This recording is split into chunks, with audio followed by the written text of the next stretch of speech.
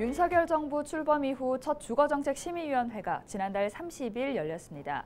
조정 대상 지역 재검토가 진행되는 만큼 기대도 컸지만 부산의 경우 그대로 유지되는 것으로 결론이 났는데요. 주정심의 발표가 예상을 빗나갔다는 평가가 나오는 가운데 부산 지역의 하반기 부동산 시장의 전망에 대해 이야기 나눠보겠습니다. 서정열 영산대 부동산대학원장과 함께합니다. 어서 오십시오. 네, 안녕하세요. 네, 부산은 2020년에 조정 대상 지역으로 지정이 되면서 현재까지 14곳이 조정 대상 지역으로 묶여 있는 상황인데요. 조정 대상 지역에는 어떤 규제가 있으며 또 부산의 조정 대상 지역의 현황은 어떻습니까? 네, 말씀하신 것처럼 우리 부산 지역은 16개 구군 가운데 말씀하셨던 2020년 10월에 몇 곳이 지정이 됐고요. 네. 추가적으로 12월 달에 전체 14개 구가 지금 지정이 돼 있거든요. 그러니까 현재 중구하고 기장군만 제외한 14개 구가 다 지금 조정 대상 지역으로 지정되어 있다 이렇게 말씀드릴 수가 있겠고요.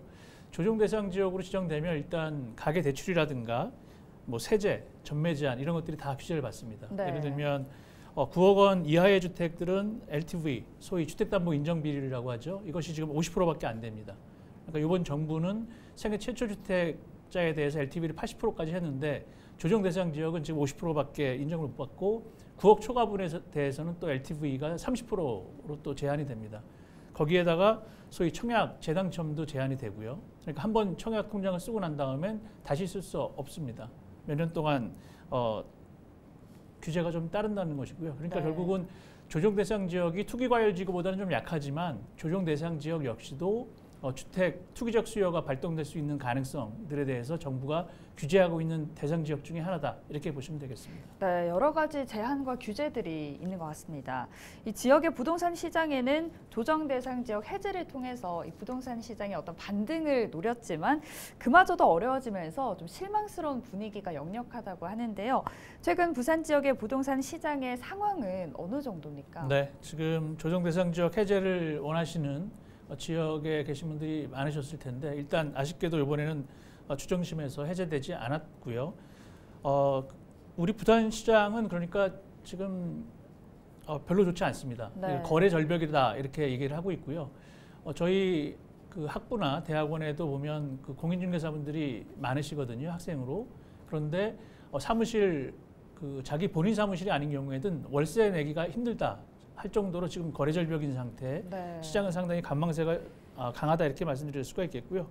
일단 아파트 시장 중심으로 말씀드리면 우리 부산 지역 같은 경우에는 지금 전국적으로 보면 0.04% 정도가 떨어졌는데 우리 부산은 지금 아파트 기준으로 보면 0.06% 정도가 더 떨어진 상태입니다. 그러니까 전국보다 좀 더 아파트 매매 가격은 약보합 내지는 그 하방 압력을 좀 받고 있다 이렇게 말씀드릴 수가 있겠고요. 오히려 전세 가격은 지금 변동 없는 0%입니다. 그러니까 전국적으로 보면 오히려 마이너스 0.05% 정도 전월 대비로 떨어졌는데 우리 부산은 그만큼 전세 가격은 지금 0%니까 변화가 없다는 얘기잖아요. 네. 오히려 매매 가격은 떨어질지언정 전세 가격은 떨어지지 않았다. 그러니까 매매 수요가 지금 전세 시장으로 좀 옮겨간 탓도 있다. 이렇게 볼 수가 있겠죠. 그만큼 거래는 없는 상태에서 관망세가 지속되고 있는 상황 이렇게 볼 수가 있을 것 같습니다. 네.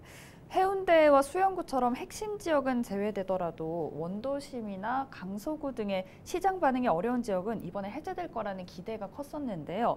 부산 전체가 조정 대상 지역에서 해제해서 제외된 이유는 무엇일지 또 이 조정 대상 지역의 해제 요건에 대해서도 말씀 부탁드립니다. 네, 일단 그 조정 대상 지역이 해제되지 않은 이유는 저 개인적으로는 두 가지 이유라고 봅니다. 첫 번째는 시장 과열 가능성이고요.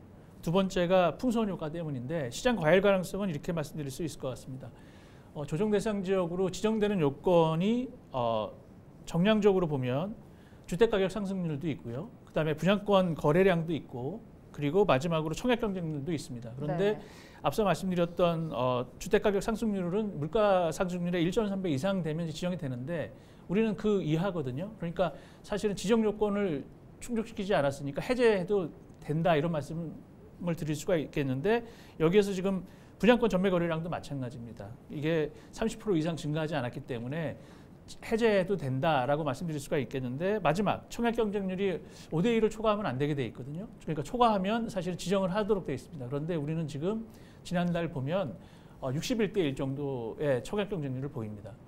그러니까 사실은 정부 입장에서 보면 정량적으로도 아직 그 요건을 충족시키지 못했고 정성적으로 보더라도 말씀드렸던 시장 과열 가능성 이것이 청약 시장이 뜨겁기 때문에 해제해 줄 수 없겠다라고 하는 정성적 판단을 중앙정부가 한 것으로 보여집니다. 그리고 두 번째 이제 풍선효과인데요. 말씀하신 네. 것처럼 강서라든가 아니면 원도심 쪽으로는 좀 규제가 완화돼도 되는 거 아니냐 이렇게 생각하실 수가 있는데 우리 지역은 청약 경쟁률이 높다 보니까 이런 해제가 됐을 경우에 이제 다른 지역으로 풍선효과가 나타날 수가 있다라는 측면에서 보면 추정심에서 결국 이 두 가지 가능성 그러니까 여전히 부산 지역은 부산시는 시장이 뜨거워질 가능성이 높다. 그리고 두 번째는 특정 지역을 해제했을 때 다른 지역으로 이 풍선효과가 옮아갈 수 있겠다라고 하는 우리 시민들도 그런 부분들이 좀 학습된 부분이 없잖아 있거든요. 네. 그런 것들 때문에 주정심에서 제외되지 않았을까 일단은 그렇게 생각을 합니다. 네, 시장 과열 가능성과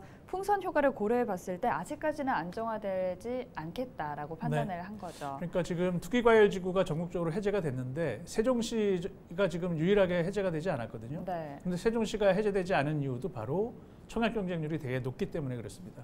지금 3월달에 지난 3월달에 세종시가 청약 받았을 때 164대 1 정도. 그러니까 청약 경쟁률이 그만큼 높다는 얘기는 현재 세종시는 지금 가격이 2, 3억씩 아파트가 떨어짐에도 불구하고 시장 과열 가능성이 높다라고 보는 것이기 때문에 우리 부산 역시도 마찬가지입니다. 네. 현재 부동산 시장이 많이 위축돼 있는 상황이잖아요.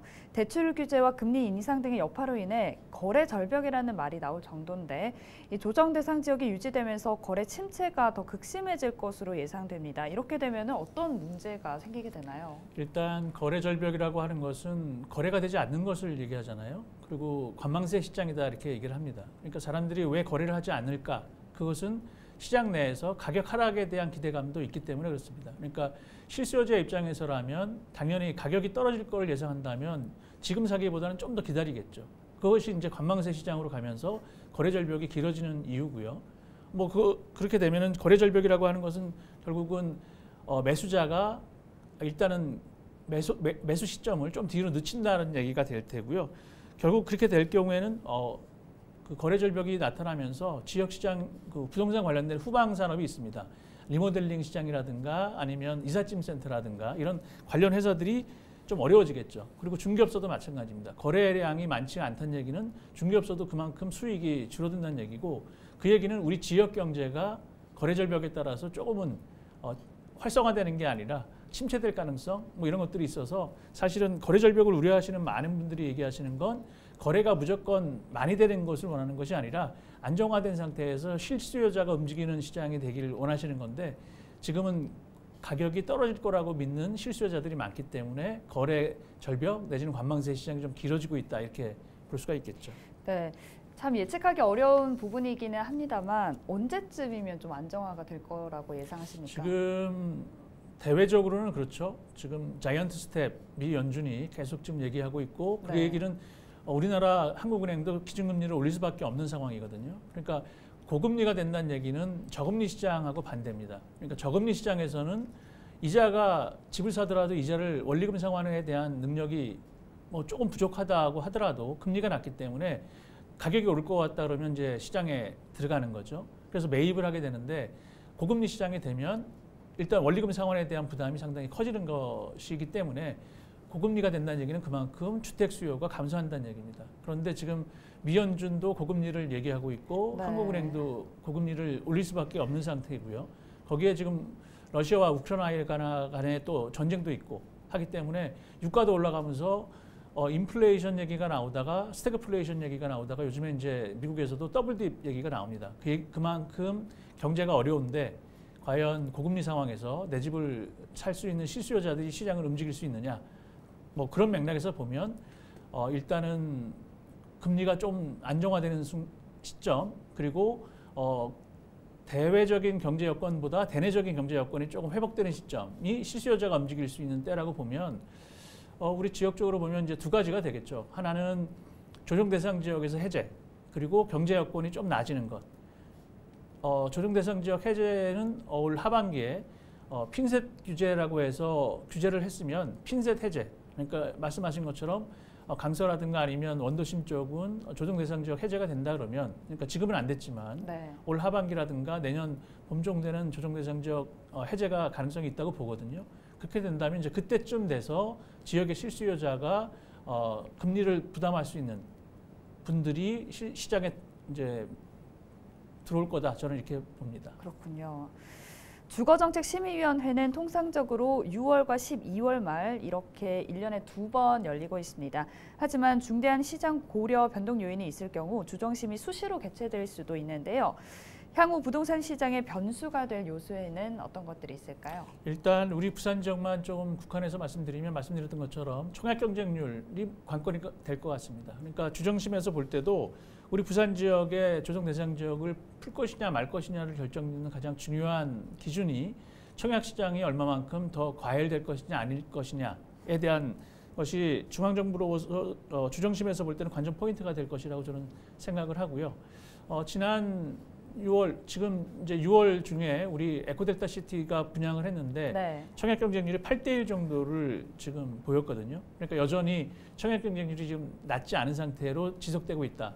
그렇다면 주정심에서 볼 때도 부산 시장은 여전히 시장 과열될 요소가 좀 있다라고 본다면 그 시점은 12월 정도 내지는 뭐 특별한 변동이 있으면 그 전에라도 지역 경제 활성화 측면에서 조정 대상 지역을 해제할 수가 있겠지만 일단은 주정심에서 볼 때는 우리 부산 지역의 청약 시장 그리고 청약 경쟁률의 그 몇 대 몇이냐라고 하는 것이 시장 상황이 관전 포인트가 될 것 같습니다. 네, 부산의 청약시장 분위기를 보면요. 올해 하반기가 시작되는 7월 첫 주에 전국에서 3천여 가구만 분양에 들어가면서 청약 가뭄이 이어지고 있다고 합니다.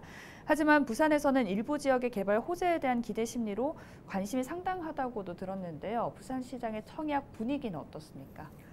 계속 말씀드리지만 네. 뜨겁죠. 네. 그러니까 수치로 보면은 전국 청약 경쟁률이 지금 13대 1 정도가 됩니다. 그런데 말씀드렸던 것처럼 우리 부산은 지난 6월 현재로 보면 61대 1이거든요. 상당히 높네요. 네, 전국 평균의 뭐 5배, 6배 수준 정도로 청약 경쟁률이 높다 말씀드렸고요.